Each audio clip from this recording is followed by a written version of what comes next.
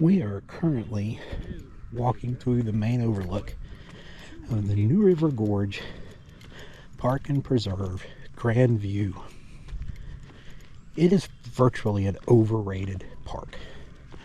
Once the feds got a hold of it, the freedoms and the availability of access for the locals, most especially, went straight downhill.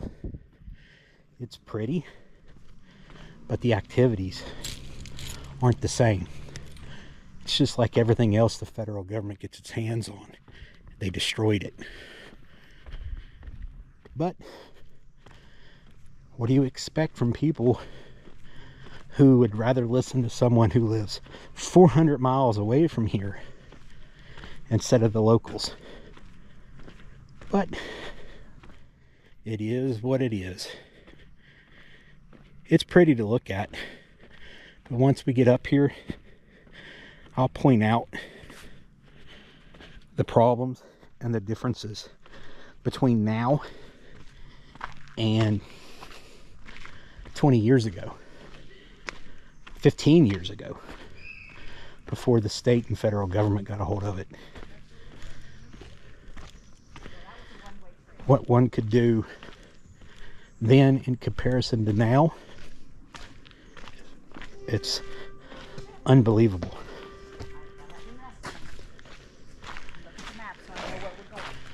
But some would disagree with me. That's their right. But they're also not the ones who used to do the activities like I did. Now, as we're coming up, you can see the view that makes it pretty, or why it's called Grandview. But what you were able to do and the freedoms you had prior to the federal government getting a hold of it is unreal. Now, everything from that far corner mountain that you see there to around this corner for 10 miles is National Park Service. 15 years ago, you used to be able to go from here to that far mountain over there, which is Sewell Mountain, with an ATV or a four-wheeler, and not be bothered. Now, if you take your ATV or four-wheeler off of your rod, they're going to give you a ticket. That's National Park Service. We used to be able to catfish all through this at night and build fires to fight the bugs and keep the snakes away. But once the National Park Service got it, you build a fire, they're going to give you a ticket for unauthorized camping. They have destroyed the actual hunting. From that ridge over there, which is sandstone, to that ridge over there, it was Sewell, which is famous from General Lee's first victory, actually, during the Civil War. And then over here was all hunting property. It was owned by land corporations. And you could go get a free permit and hunt the land, and no one bothered you. You do that now, you're in the middle of the National Park Service. You can't hunt it. They've made all this right through here that you see on the river unhunting, non-hunting, taking it away from the locals. Last year, when this mountain ridge over here burned, they couldn't get volunteers to come out and help them. The real question they need to ask is, why would the volunteers show up? They took it away from them. They don't understand the concept that in order for people to do stuff, you have to earn it. It's nothing free.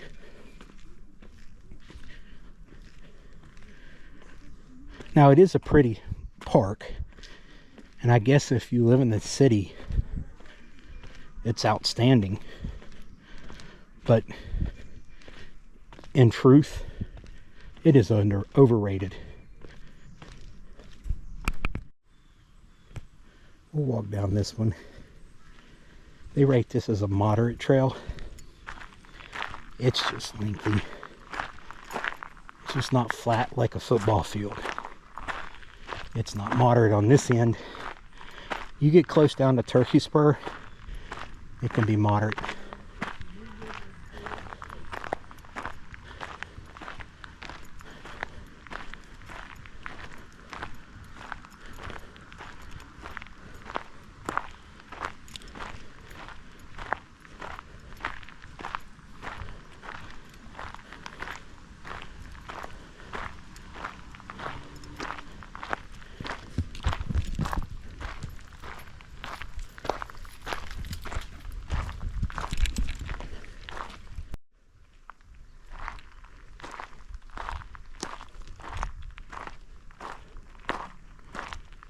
I fell back. I don't know those people, and I really don't want to put them on my blog or vlog without their permission. So I let them get ahead of me in an effort to provide them with privacy.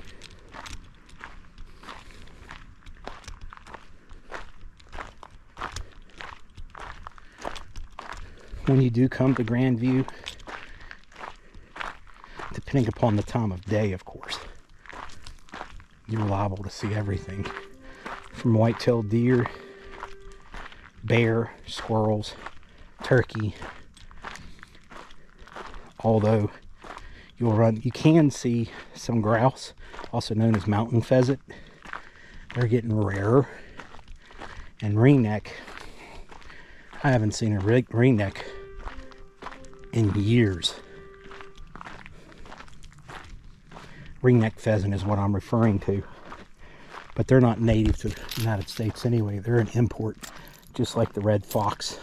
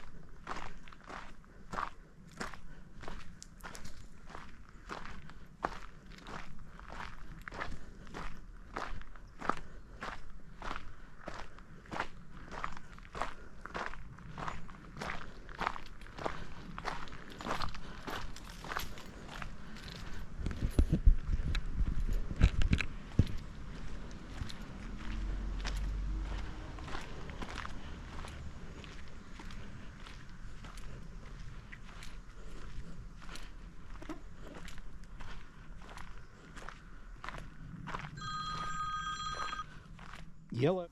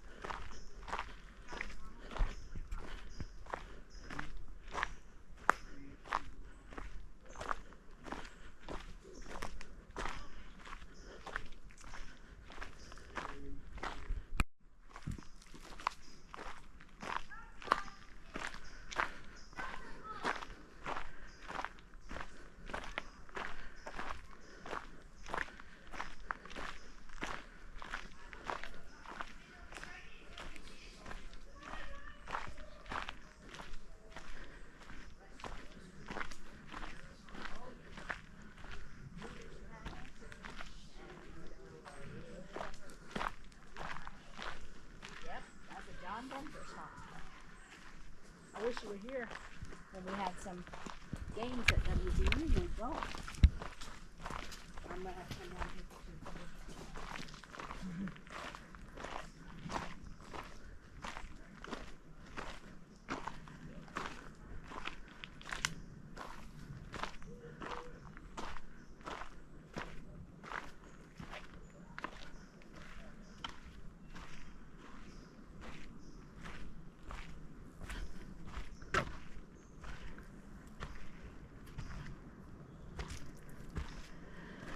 And here is the first overlook that you come to on the trail. There are several that goes along this rim.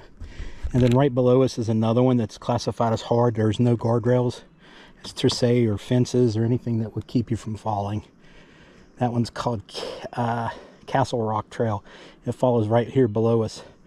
Like I was telling you, that's Sewell Mountain. All the way to that mountain up at the far corner, that's sandstone.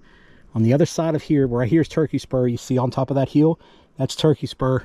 On the other side of that is Quinnamont train station, or depot.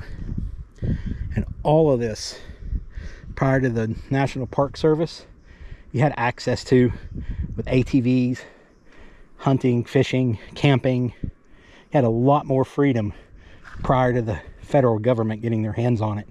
But it's like anything else. Once the federal government gets it, it's over. Just a bunch of bureaucrats and out-of-staters that come in and want to change everything.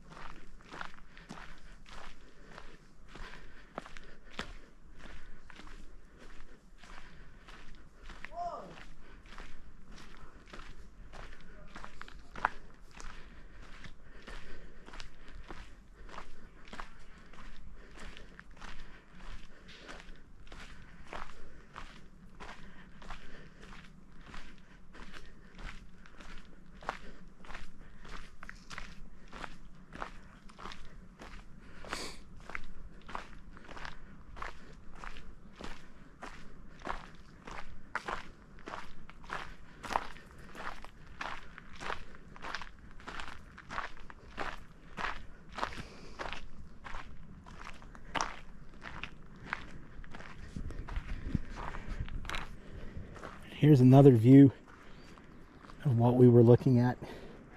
Again, way up there is sandstone. Over there is Sewell. The ridge right across from us is known as Bacchus Mountain or War Ridge. If you ever read the book, Mary Ingalls Draper, that's the ridge or the mountain she gave birth on in the book and impressed the Shawnee who had captured her. Actually kidnapped her. But it's not going to be a political correct book for you. I'm going to tell you that now. It's going to be on, it's going to have flair on both ends, to say it nicely. Like most things, they'll have flair going the opposite way. This one had flair going in a way that may not be flattering to the politically correct. And then you can actually, from here, see Quinnamont there. And then up there, just around that bend, is another ghost town. That ghost town is from the coal boom that was here in the earlier part of the 20th century, when coal was king. Technically, it still is king. Without coal, you can't have steel. Without steel, you can't have the Empire State's Building or any of those super high rises. Iron itself is not strong enough. That's what made U.S. Steel such a powerhouse, is because they invented the process of making it cheaply. You won't hear that in your public school. It's not politically correct.